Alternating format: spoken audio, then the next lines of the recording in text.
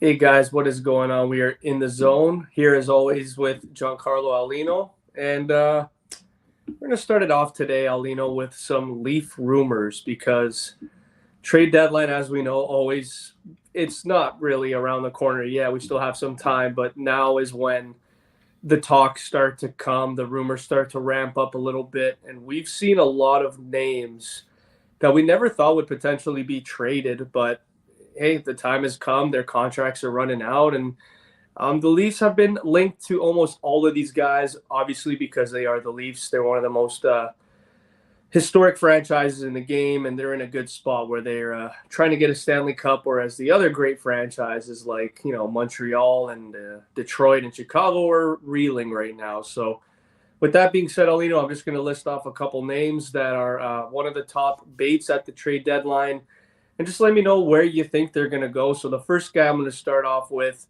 is the guy that's basically headlining it. He's the captain of Vancouver, Bo Horvat.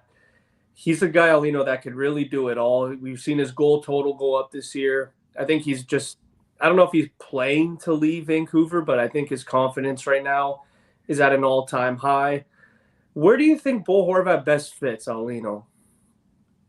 I think a Canadian team. I know it's probably biased because I just like what Bor Horvat's done in Vancouver, and I think a Canadian market would benefit from having that guy. That would probably appreciate him. Like a Calgary, I think if they could make the salary work, they might have to look at maybe some of the signings they made, see who has worked out for them, who hasn't, and maybe make a move there that would best suit their style of play. I think Bo Horvat would be a nice fit. If they can get creative, the Jets would be another one with him, and obviously the Leafs because you could finally get another goal scoring option, third line. They haven't had since Kadri, so I'll go with the Canadian team for Bo Horvat. I like it. I think I'm going to have to, mix it up. I think Boston would be a good fit for him. And I hate to say that, but, you look at David Krejci he's been fantastic since coming back, but he's not the same guy anymore. And if you can get a guy like Bo Horvat, you could have a guy like Charlie Coyle being as dominant as he is. You can move him to the wing. Their fourth line, I think I wouldn't touch. Like they got Nosek, Foligno, and Greer, who are just three guys that'll just bully you. So we all know you need that in the playoffs. And if you get a Bo Horvat, on the third line with like a Taylor Hall and a Craig Smith, that's just an absolute nightmare. So if I'm Boston, their offense is already top three in the league. They have Pasternak, Marchand, Bergeron, McAvoy. DeBrusque is injured now, so I think they're trying to get another offensive weapon, and I think Bo Horvat bringing in that leadership into that already experienced locker room, I think would just be a perfect fit for a guy like Bo. But yeah, I don't want to see that.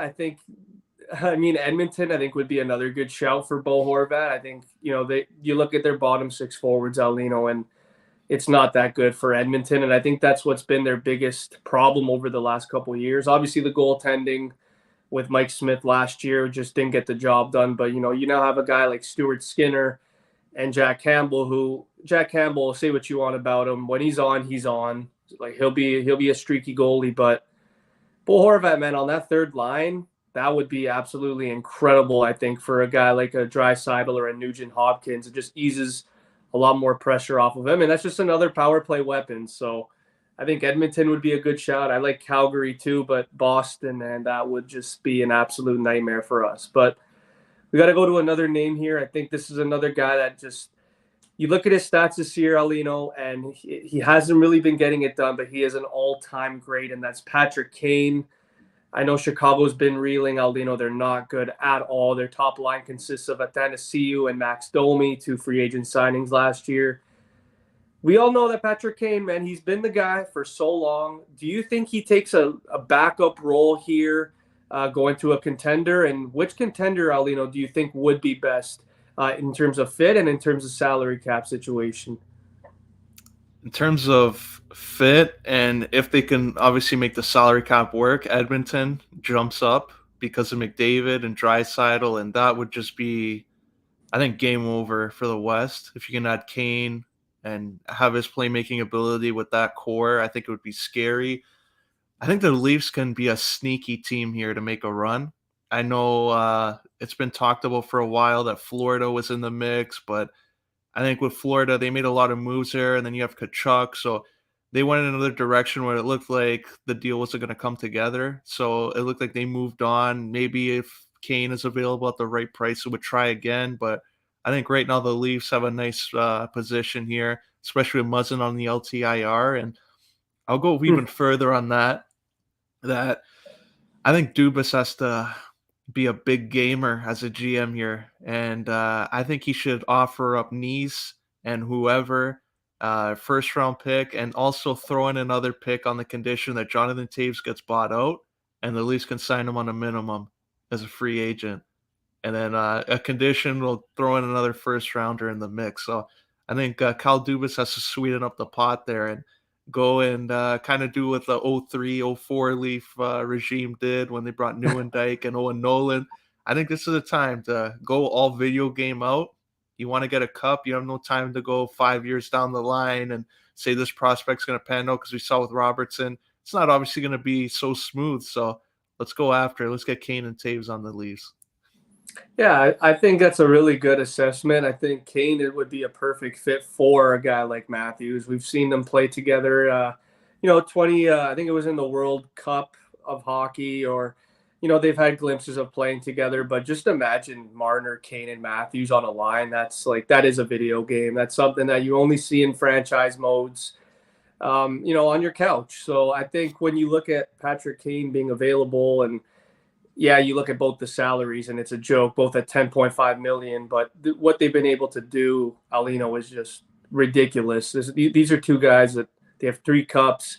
Kane has an Art Ross, he has a Hart Trophy. Like, this is a guy where we've seen him in the playoffs. That's where he comes alive, and especially in Game Sevens, OT winners. Kane has been he's been involved in a lot of them. So I think if you can add a Patrick Kane, a guy that we've seen in the past, unfortunately, Aulino and Matthews and Marner kind of going cold at times, you can get a Patrick Kane for, let's say, Robertson and a couple firsts. I think that's something that Chicago would kind of be open to, because Aulino, let's be honest here. We just saw the World Juniors. We saw Connor Bedard just absolutely kill everybody.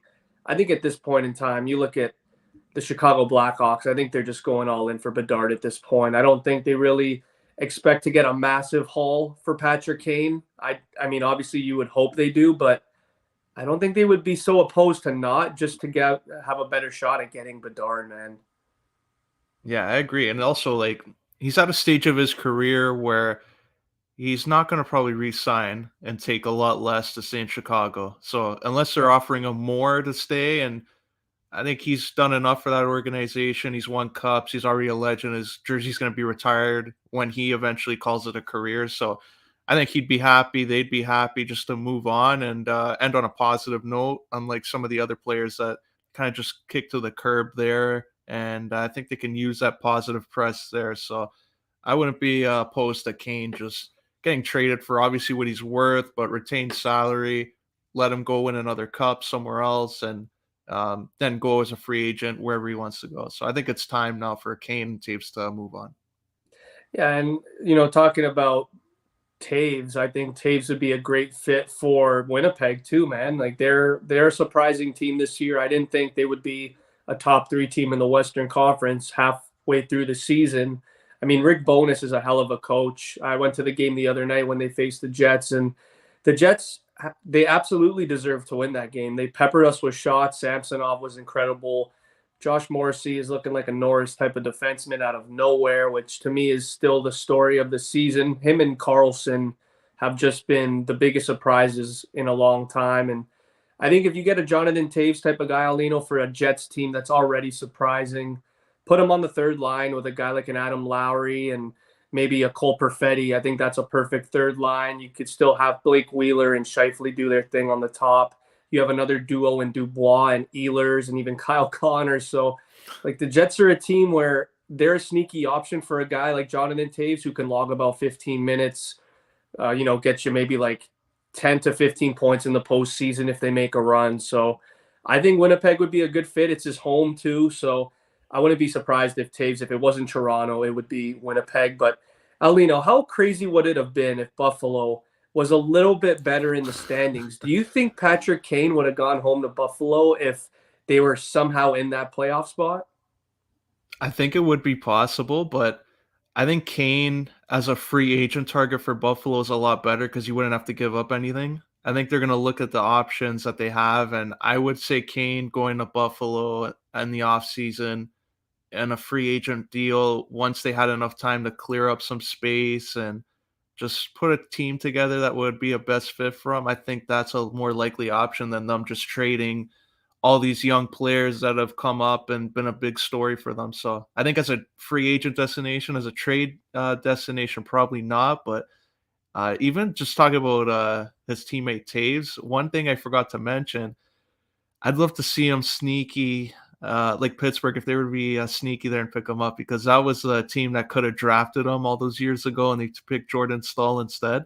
Can you imagine if we finally get to see Crosby, Malkin, Taves down the middle?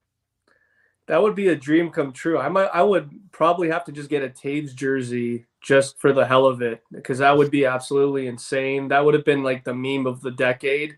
It's like, yeah, everybody talks about the '06 draft, how they fumbled on an opportunity, but then hey, it doesn't matter. Jonathan Taves ends up going to Pittsburgh anyway, and you never know, man. Tristan Jardim is a sneaky goalie.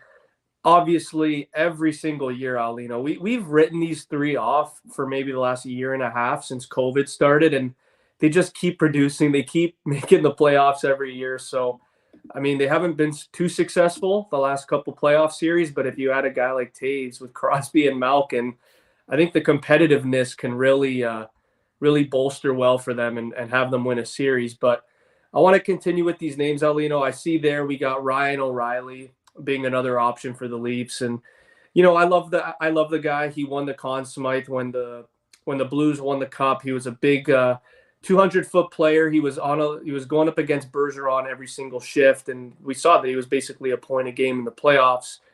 Is this a guy where you're the Leafs and you look at the salary, does it match, or do you think the return would have to be a little bit too astronomical for this tour? Because if I'm the Blues at this point in time, I don't think I'm trading my captain for a guy like a Nick Robertson and a Kerfoot. Yeah, I agree. I think we're going to see St. Louis probably go the Tarasenko route because at least you know what you have there as salary. You'll probably find a team willing to do that. With O'Reilly, unfortunately, it's going to be tough to work out that kind of deal. That's probably like an off-season type of move. So, like Tarasenko's been rumored for like 2, 3 years, and I think now is the time they'll finally do that one, and I think they'll hold off on O'Reilly till the draft or free agency. Yeah, I just think when you look at O'Reilly, like what's he getting? I think it's 9. He's getting a lot of money, and yeah, Yeah. he won the Conn Smythe. He won one of the hardest trophies to win. But when you look at the injury history and the dip in production over the last little bit, I'm not going to say the Blues kicked him to the curb, but you have Robert Thomas and Braden Shen outproducing him. I think that's a problem, especially when you look at the cap. So for the Leafs, if there is an option, I'm probably going with the more expensive Patrick Kane, but you know what he's going to give you. And, on the wing with a Matthews or a Tavares is just, that's magical. So if I'm the Leafs, I'm going with Kane over O'Reilly at this point in time. Call me crazy on that one, but I just think that's the better need at this point. And, we got to keep moving, Aulino. I think this is a really, really intriguing name here. We're going to talk Tarasenko in just a sec, but Timo Meier, wow, this guy to me is like last year he was the best player for the San Jose Sharks. I think he's 26 years old now in his prime. If you're a team out there because I've seen Tarasenko and Meier being linked to the Devils. Devils are in a good spot right now. They're in the playoffs. This is a guy, Aulino, where you look at Timo Meier, he can get you 80 points. He can get you 35 goals. He's just an absolute workhorse. And this is a guy where if I'm the Sharks, call me crazy. I don't think I would accept any offers for him. I think if there's one guy that I'm not trading, it's this guy. But hey, if they get the right price and they start tanking, there's another shot they can get Connor Bedard. So what do you think about Timo Meier being available? I know he's an RFA, but do you think this is the right call for the Sharks?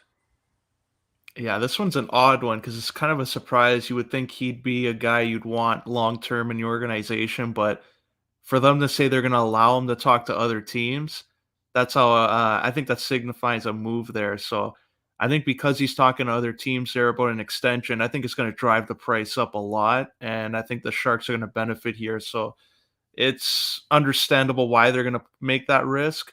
And they could get a lot for him right now because if he's going to talk for, let's say, an 8-year extension on a team and the Sharks can get a lot of first round picks and future assets to speed up the rebuild, I think this is going to be a win-win for everyone involved. Yeah, and as well, you're looking at a team like the Devils who are licking their chops, trying to make their first playoff appearance in a couple years. And, they had a phenomenal start, and now they're kind of slowly slipping in the standings, but I think they're still going to make the playoffs. But do you think a guy like a Timo Meier would be a perfect fit for New Jersey? Because I think so. I think you have basically, Aulino, I can't believe I'm saying this. It would be, I think, the first ever elite Swiss connection with Meyer and Heischer. And then you have Jack Hughes there too with Jesper Bratt. So you would have four solid offensive weapons for the Devils. And then you would have another young up and coming guy in maybe an Alex Holtz. But I think at that point, you'd have to trade him to the Sharks. Are you doing that if I'm the Devils? Because I feel like that's just an absolute perfect match if you're a guy like Nico Heischer. Yeah, I agree. I think with Jack Hughes playing the way he's playing, I think it does make it more appealing than just getting traded there and hoping for the best. Kind of like what PK Subban when he was traded, they try to make the best of a situation like that. But I think the way Hughes is playing, it could work.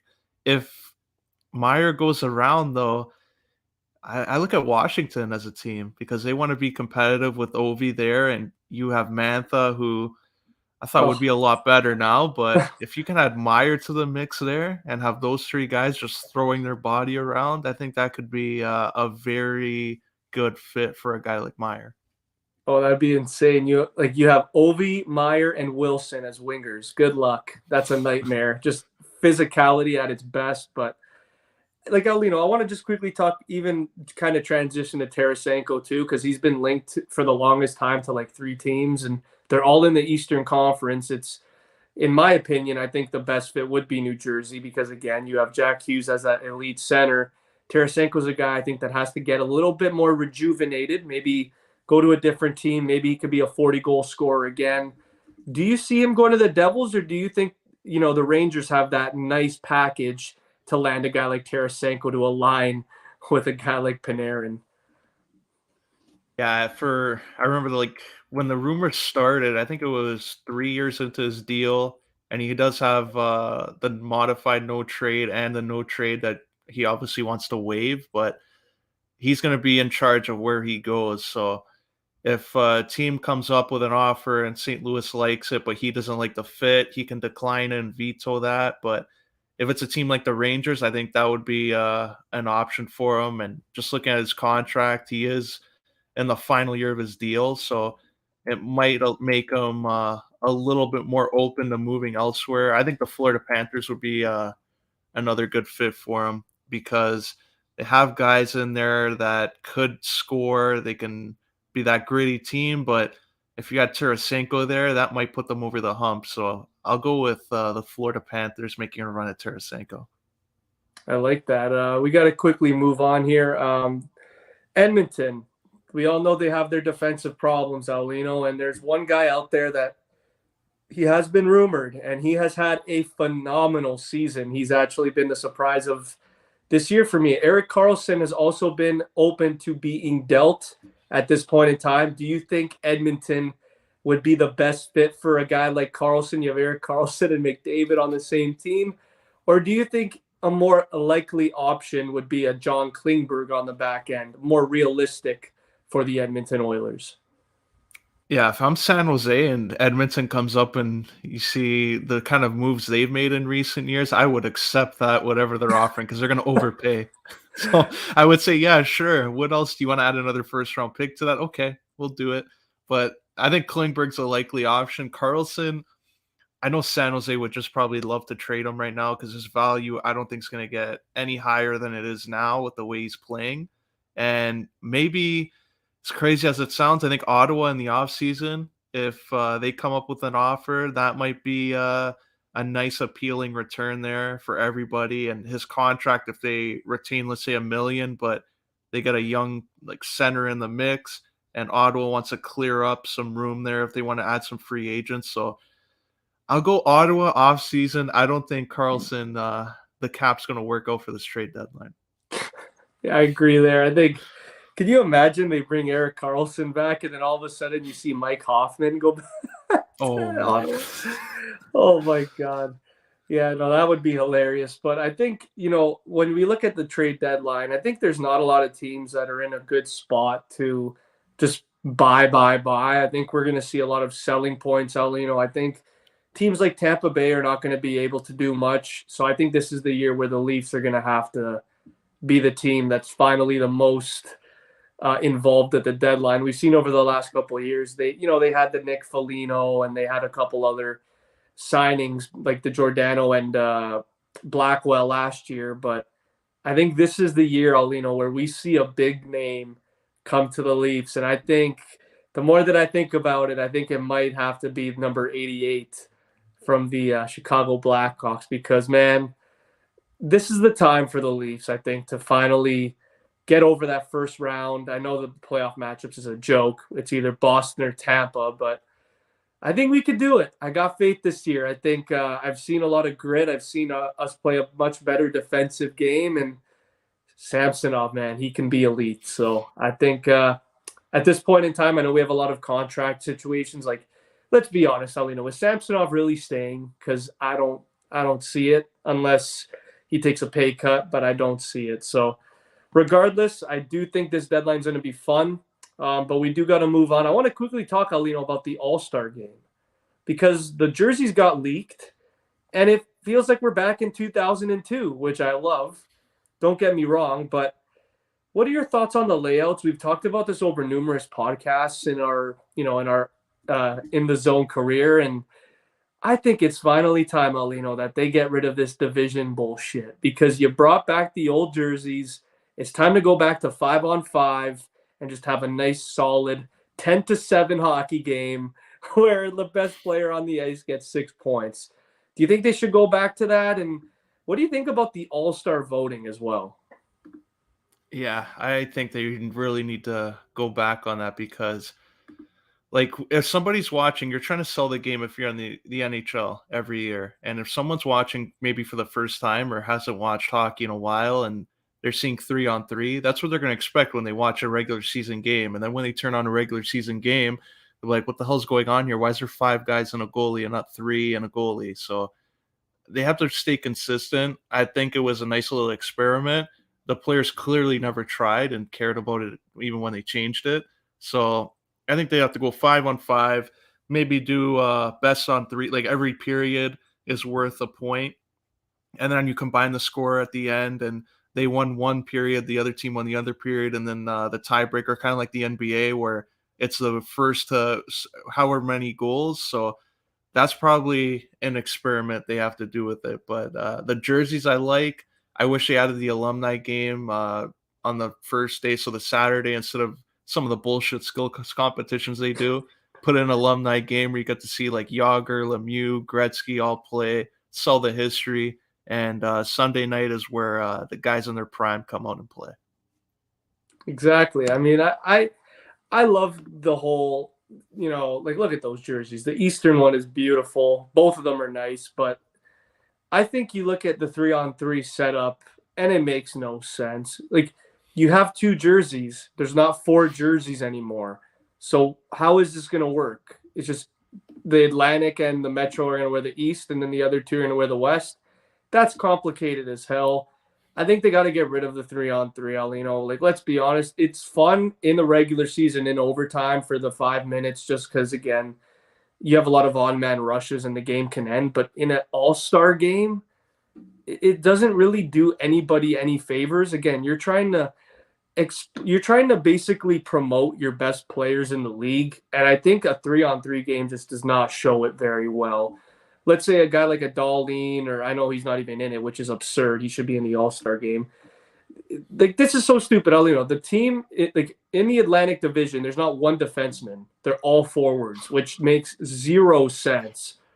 You should at least have 15 players in each conference go, and then that's it. I think that's a safe number, and I don't know, man. Like, just I have a lot of things to say about the just the layout. I don't like it. I think, let's say, I don't know, Tage Thompson. He's been the talk of the town this year in the Eastern Conference. Let's say he has a terrible outing in the 3-on-3.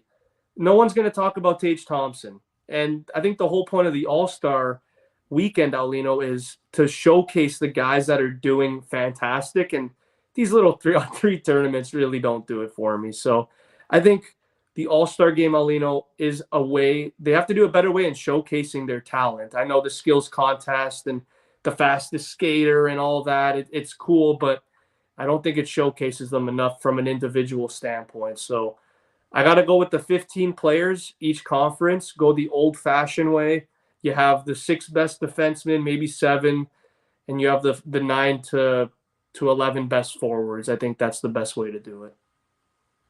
Yeah, and then also like we saw with the NBA how their game was always made fun of too, kind of like the NHL where it was just the two conferences, but like the way they did it with the first whatever amount of points. I think if the NHL maybe added that element to it, where let's say the winner, whoever scores 9 goals first, I think it'll get the crowd into it because they know what's going to happen. They know that okay, whoever gets this amount of goals, they're not playing 20-minute periods and just drowning in the friggin' excitement out of the building and sucking it all up like a vacuum. They can actually keep people engaged with what's going on. So that's a change.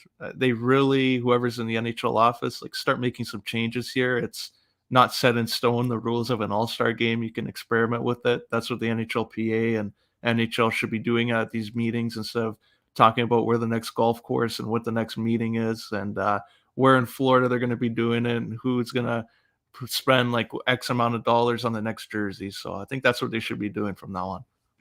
Exactly. I like it too. I remember when they did it for Kobe, they did the points, first to the points. And a lot of people kind of had that backlash where it's like, no, I don't think it's going to work. I think, what if it's a blowout and the team is just so far behind? Well, that clearly wasn't the case both years. So we saw last year LeBron won it off a fadeaway, which was unbelievable. And then a couple of years ago, we all know what happened. Like the fourth quarter was one of the best like things I've ever seen in a long time. All the all stars just playing their heart out defensively and offensively. I think if you let's say Aulino, it's a 3-1 game, and it's the first to 5 goals.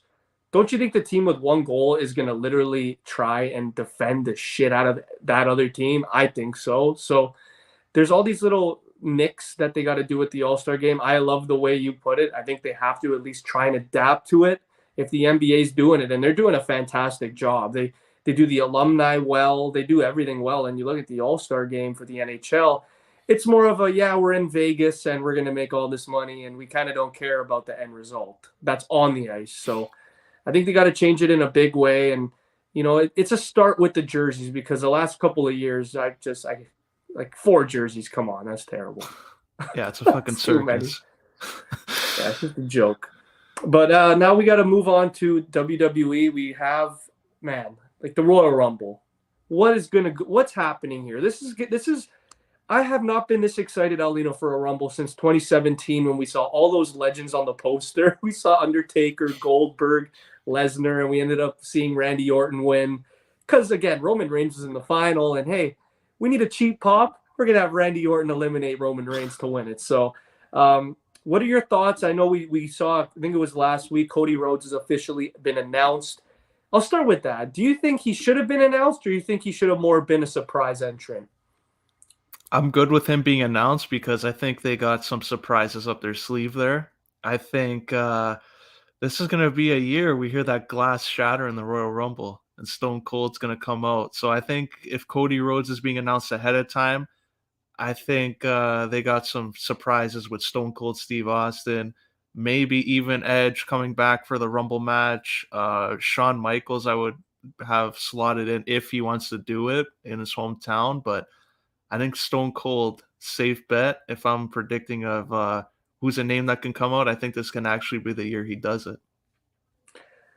Can you imagine we see Stone Cold and The Rock face to face again? I Oh think that would man, be the best moment of the night. I don't think I would care about anything else. I think that would just be the highlight of the night. But we got another name, Aulino, that's just been so intriguing, and it's Sami Zayn. This guy we saw last night, Roman Reigns, get out of here. I don't want to see you. Get out. Do you see Sami Zayn being a dark horse to win it, or do you think the more you watch, just the way that they've been, reeling Cody Rhodes back into things, do you think it's more far fetched than anything? Because I think at this point in time, this Sami Zayn run reminds me of the Daniel Bryan Kofi Kingston runs, and I think at some point in time, the fan base is going to want to see Sami Zayn win the big one. Yeah, and I think it's beneficial to him too that at least the crowd's getting behind him. I think unfortunately he won't win the Rumble. I think they're gonna probably do something where Jey Uso eliminates him when he's going on a run there. He's probably, I would say, the final five will see Sami Zayn involved, and that's when Jey Uso takes him out. And then during that week we'll probably see them turn on him to set up for the Elimination Chamber in Montreal. So I think they got other plans for Sami Zayn, probably going for the tag titles with Kevin Owens.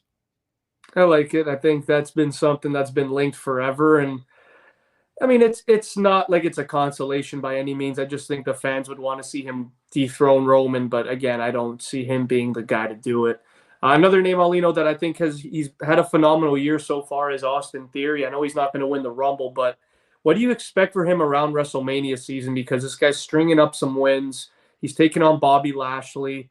Do you see Lashley in the Hurt Business, having a little reunion and taking back the U.S. title? And if they do, what does that mean for Austin Theory in terms of his singles potential at this point?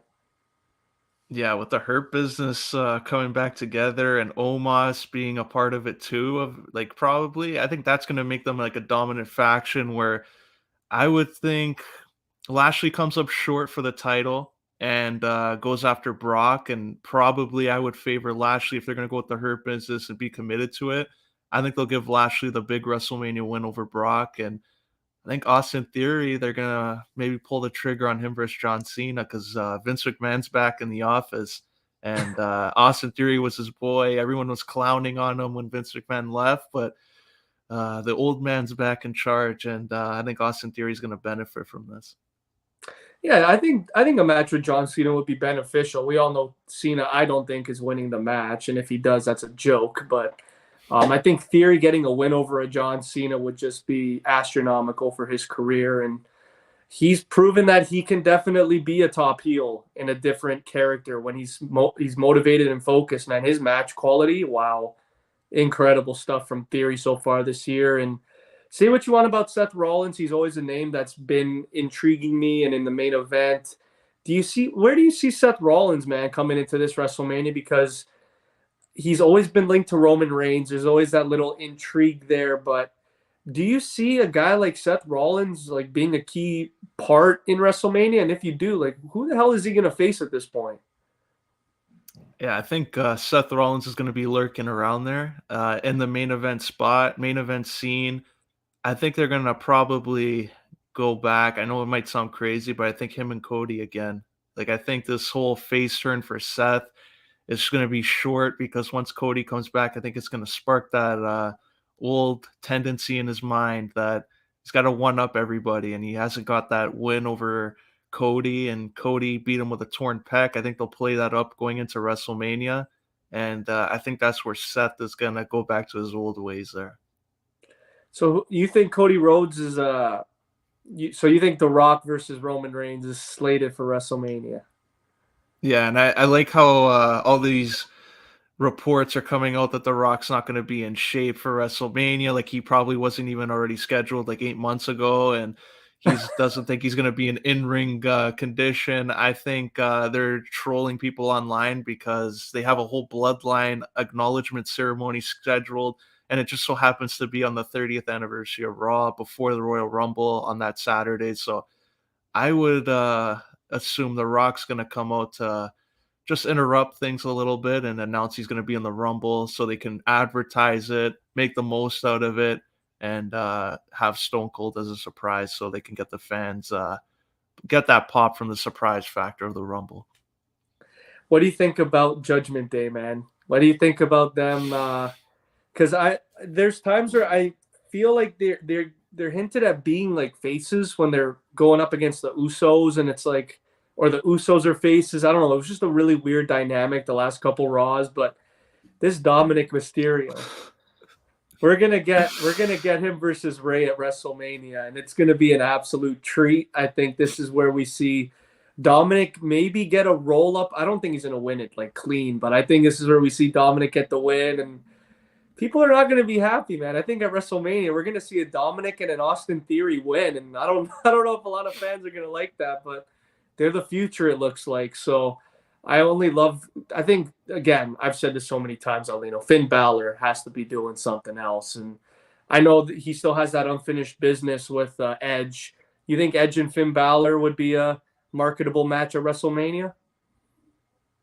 Man, I don't know what I don't know. It seems like Judgment Day they're trying to make them more of like a comedic thing with Dominic. Like I think they should just do that with Dominic's character only, not with the whole group, because kind of makes Finn look like he's not to be really taken seriously. Like people are expecting Dominic to continue building his character, so it's good that he's doing that, but when Finn Balor's doing it after he was so serious when they took Edge out of the group and it was supposed to be a bigger deal, it kind of makes you think maybe they should have kept Edge involved in the group and had Finn Balor and Dominic join it rather than just kicking Edge out and going in this direction. Because right now, all I'm seeing is Dominic Mysterio, Rhea Ripley. They're going to be the ones to benefit from this, even short term. Like everyone knows, like long term they might, but it looks like even in the short term, when guys like Finn and Damian Priest should be benefiting short term. So that makes me kind of worried for their kind of future and future direction with WWE. Yeah, as well. I want to quickly talk more about this technically isn't a Royal Rumble like predictions video because we don't have the card in front of us, but we're just quickly talking about it. Charlotte's the champion again. There's no sign of Ronda Rousey anywhere. We see Sonya Deville come out. Is that like the best possible challenger for Charlotte at this point? Because I'm looking at names to win the Rumble, and there are a couple names. There's Rhea Ripley, who I think is the favorite right now for me. You have Alexa Bliss, who's also intriguing. I think a Liv Morgan can benefit from it, but who do you think is the right person to win, Aulino? Because I've heard also Becky Lynch potentially winning it again. Do you see any of those four that I mentioned being a big time winner? And I think at this point, they would have to go up against Charlotte because I feel like Charlotte just has a lack of challengers right now. Yeah, I agree. And I remember like a few years ago when Alexa Bliss, they were really pushing her and that whole thing with Randy Orton, and it looked like she should have won the Rumble, just the way they were building that up. And she just came in the Rumble and that was it. Like it That was was so bad. quick. Yeah. That was horrible. That's a year she should have won. I think you could have realistically done that, but I understand why they went in the other direction there with Bianca Belair. But I think this year I'm going to go off the board. I think we're going to see a surprise return, and I think Mandy Rose is winning the Rumble and facing Charlotte at WrestleMania. Oh, I would love that, man. This is where you have Vince McMahon back in the mix. He's gonna call Mandy Rose back, and he looks at the NXT numbers. He looks at the reign. He says, "Okay, this girl's a big time player, regardless of everything outside of WWE. She is a big time player. She's must see. I don't think I've ever seen a woman improve like as much in a span of 2 years as Mandy Rose. I know Liv Morgan has turned some heads, but Mandy Rose has been phenomenal as that top heel. So you have a girl like Mandy Rose go up against Charlotte Flair, who I think Charlotte Flair has no business being a face, but hey, it happens. It probably will be short lived, but I like that pick because I remember a couple of years ago I picked Alexa Bliss to win the Rumble, and that was just an absolute colossal failure. So I like the Mandy Rose pick. Another one that just intrigues the shit out of me, Aulino, and I don't know why, is again Alexa Bliss to win the Rumble. I don't know why. I just think that you have that creative freedom. I think, with the Uncle Howdy, maybe he can help her win the Rumble, maybe distract a big time player like Becky in the Rumble. I just think you have a lot of creative options with Alexa Bliss. And, obviously Bliss versus Bianca, it's not that marketable, but I think the end result and the mind games would be the thing that just carries it over to an elite level. So it's not going to be like Becky and Bianca was last year, but I think when you look at the storytelling, I think it would absolutely be phenomenal. But I do like your Mandy Rose pick. I think that would be a good surprise as well. But Alino, we gotta. I just want to quickly talk to end wrestling, talk about Bray Wyatt and his character because we saw last night that the Firefly Funhouse is back, and I don't really know what to make of it. I know he's a lot more serious, and we're on the edge of our seat. We don't know what character he's going to be, but do you see him being involved? I know they have a match at the Rumble, but do you see Vince pulling some strings and having Bray do double duty and maybe be the Fiend in the Royal Rumble, or do you think that's just out of the question? I wouldn't be surprised if they did it because we saw, like, I think it was a couple weeks ago, he came out, he was like in Bray Wyatt mode, like with the buzzards and everything. Like he had the chair in the ring, and now we saw the Firefly Funhouse, which kind of didn't really make sense because when he returned, they had the whole thing where he freed all the puppets into the arena and that he killed that whole version of himself. So I don't know what to make of it. Maybe they change their mind and they have something else planned where they're going to do something else with his character. But I think Bray not being in the Rumble might actually be better than him being in it and getting eliminated from someone that might not go over well with fans. So probably keep him out of the Rumble, let him and LA Knight do their thing, and come up with a creative opponent for WrestleMania. Who do you think that would be, man? Like I got no idea who Bray Wyatt could face at Mania. No idea at all. And like I've heard rumors of maybe a Randy Orton return. I don't know. I don't think that's an ideal situation for Randy Orton, but I'm really stumped. I have no idea at this point in time who Bray Wyatt can face at WrestleMania. No idea. Edge, maybe? Or unless they don't do the whole Judgment Day thing. I don't know, like because AJ Styles is out long term. I think that would have been an intriguing guy to maybe go after, but like there's really not a lot of guys that can really work well with Bray Wyatt's character right now. I know LA Knight is phenomenal. He's a guy that's really worked it, and we saw Rambling Rabbit give him a little compliment last night, which was hilarious. But I don't know, man. Like to me, Bray Wyatt, the whole character thing, it's been a little underwhelming. But you look at the road to WrestleMania and how it's not clear at all. I think to me that's the most intriguing part of Bray Wyatt right now. There's one name I'll throw out as off the board, and I'm only doing this because I saw a graphic got posted of what's going to happen on Raw, and get your thoughts on this coming up. They announced some legends coming out, and one of the now it's not Hulk Hogan, not happening, but the Undertaker's not advertised as the dead man. It looks like the American Badass, like we saw when he faced AJ in that Boneyard match. So, do you think they would do Never Say Never when he said last year, like Undertaker, one more match in front of a crowd, not like in a cinematic way? Let him go out at WrestleMania against Bray Wyatt, that rematch, and Bray gets his win back? Holy shit. Yeah, it's a bit of a stretch. I think I would be kind of disappointed if it didn't live up to expectations because the way that he finished it was perfect against AJ. I think that was like a picture perfect ending to his WrestleMania career. But I think Undertaker does see a lot in Bray Wyatt. I think he's always kind of said that he thinks Bray Wyatt is one of the most creative guys backstage. So if a guy like Undertaker is saying that, I think he's definitely open to the possibility. I think at this point it's just up to himself, Undertaker. If he really wants to come back, do another match, go into the process of training again, and because again, Bray Wyatt is not a small guy. It's going to be hard to lift him, do the choke slam and all that. But I don't know, Alino. Like if you're Bray Wyatt in this case, and you really have no other option, it would be perfect for storytelling. But I don't know if the fans would really get behind it just because of what they did last year for Taker, the whole Hall of Fame and all of that. I don't know. I think it would be a little too soon for him to come back, but I don't know. What are your thoughts on that? I think if a guy like Bray, you don't have to worry about Goldberg, let's say, throwing a spear and killing the guy and crippling him. I think Bray knows how to do something safe there. You can do the mind games during the match where it will slow down a little bit, but if it's not a high flyer like AJ, and a guy like Bray, who you don't have to worry about getting reckless in there. I think Undertaker would be able to get through it safely, but that would have to be a night one thing. I wouldn't want it to be like night two. If you know The Rock's gonna wrestle on night two, like keep it at a minimum with how many older guys you want, but I wouldn't be too opposed to it if they want to do that in front of fans for his last match. How about this, Aulino? I mean, you mentioned Bray Wyatt.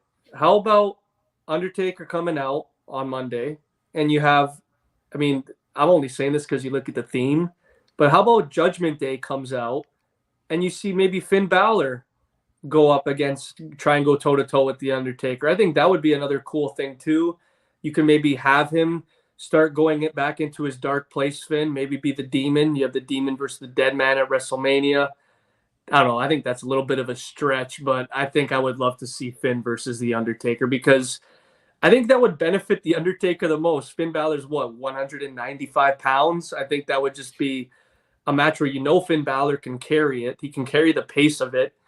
And it would be kind of similar to what Punk and Undertaker was way back at WrestleMania 20, I think it was 29.